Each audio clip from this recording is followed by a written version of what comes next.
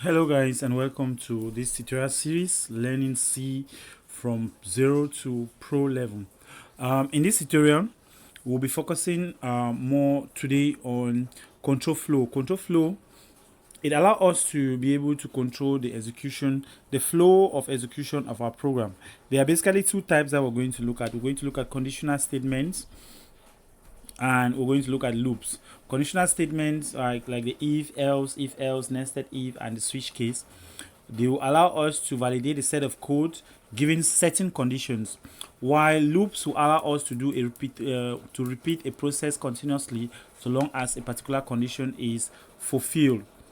So basically, this is what we're going to be doing. So we'll start right away with the if statement with conditional statement. So let me just print here.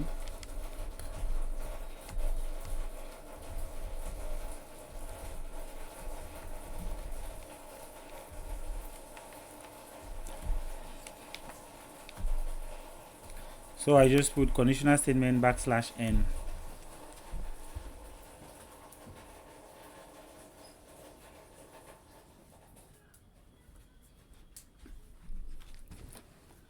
So basically, the if statement has this. So it takes a condition. If that condition is valid, then a set of codes will you quote here. So this is the syntax for the if statement. So I'm just going to put that in as a comment.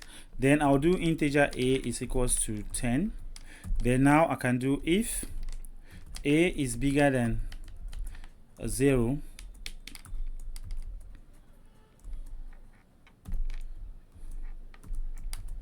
a is bigger than 0, then we're just going to do printf a is bigger than 0, right? So I can just test run this, right? If a is bigger than, I didn't put a 0, right? Cool, right? So we just test run this and then we'll just have a is bigger than 0 like that. Now what if the condition does not work? Like for example, if we're going to put like bigger than 30 there, right? So if I'm supposed to put like 30 here, so automatically 10 is not bigger than 30, so the condition does not hold, so nothing gets printed. So this is where the else come in, right? When the condition fail, what happened? The else come in. So we're going to say that the number is bigger than a, right? So or we just put there condition fails. I think that condition in if statement failed, right? So if the condition in the if statement failed, then that of the else case will be printed. As cool as that. Okay, now there also comes a times when you want to test other conditions. For example, I might want to test if the number that is entered is equals to a particular number. For example, I can say if else if a was equals to, let's say, 5, then it should print me that a is equals to 5. Print f a is equal to 5, right? So how do I make this condition to work? So I put 5 here, right? So it prints me a is equals to 5, right? Because a was 5. So if a becomes 15, then the first one prints that a is bigger. But now if a was like 3, right? So the last one goes, the condition fails. So basically this is how the if else statement work. Now let's do a practical example. So I'm going to do integer n. So we're just going to write a program that checks if a number that a user enters is an even number. So I'm going to do if print enter a number \n. So the user is going to enter a number, scanf, and then we're going to check if the number that the user enter is a positive or a negative number. So I do this. Then now for a number to be positive, we're going to check if n modulus 2 is double equals to 0, right? If it divides without the remainder, then and then we're going to print that percent %d is even, right? Else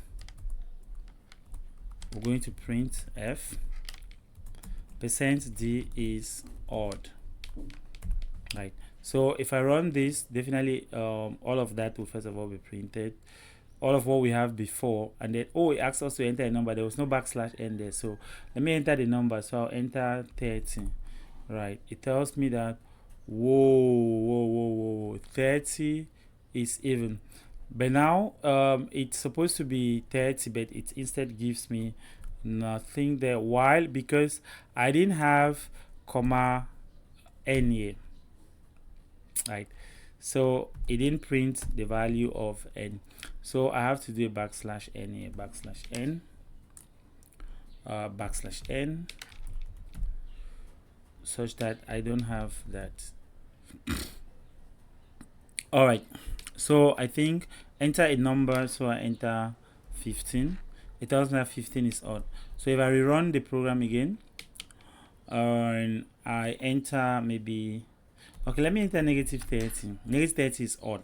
Now this is going to lead me to the other part of this, where we're going to have what we are calling nested if statement, right? So I want to also check that the number that the person enters, right? I can check if n is greater than 0, then we're going to say that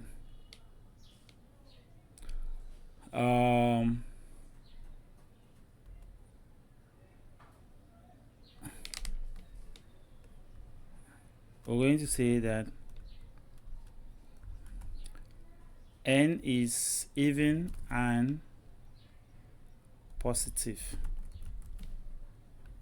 Else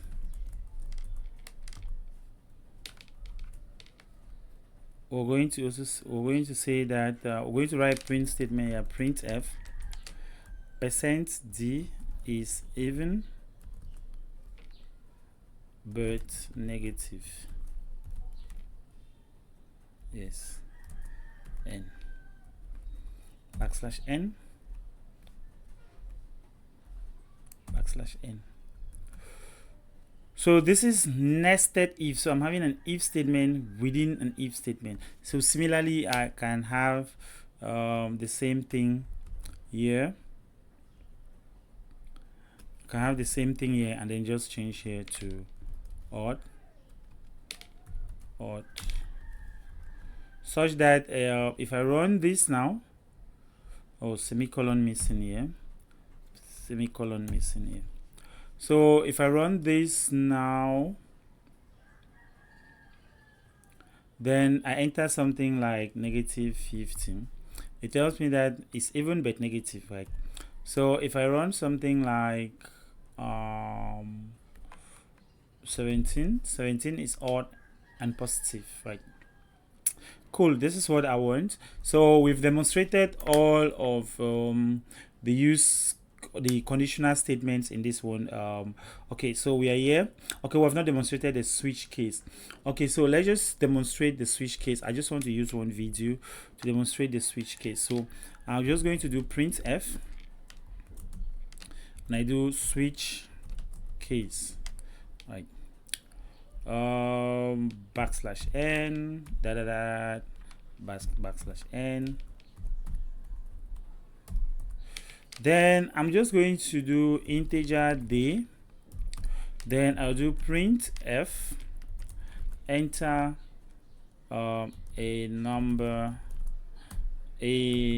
day number between 1 and 7, right?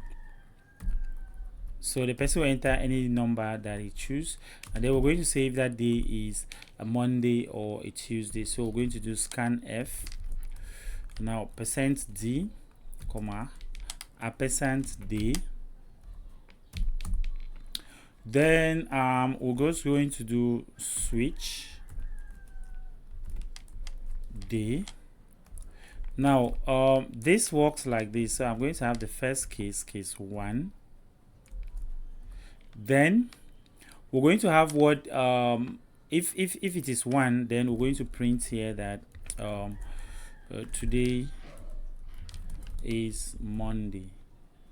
Or I don't know where you're from, or we start the day normally starts from Sunday, so Sunday, and then we'll put a \n, then we give a semicolon, and then we break 8.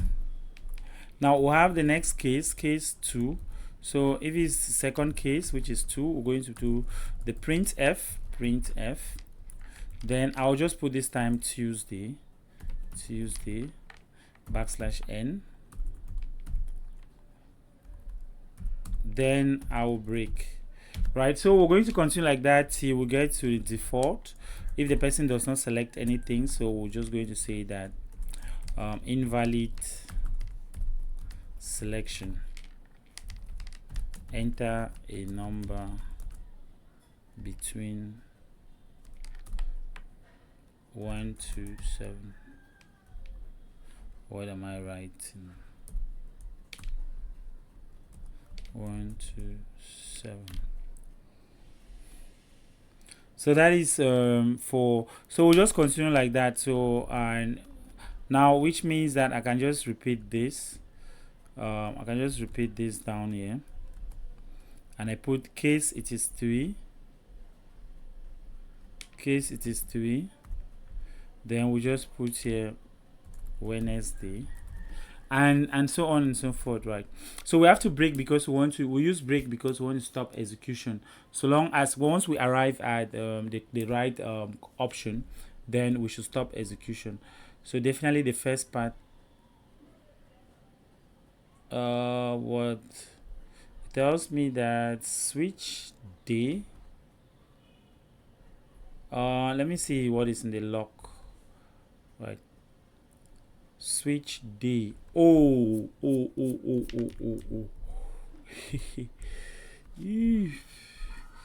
Yeah, that's it. Okay, so that was my first that one over there. So enter a number between, so if I select 8, right, it goes to invalid selection. Enter a number between this, right? So let me run again. Then I'll now enter a number, so I enter 3, right? It tells me Wednesday, right? So which is good. This is what we wanted, and we're fine. So in this video we have actually looked at conditional statement. I will look at how to use the if statement, how to use the if else statement, how to use the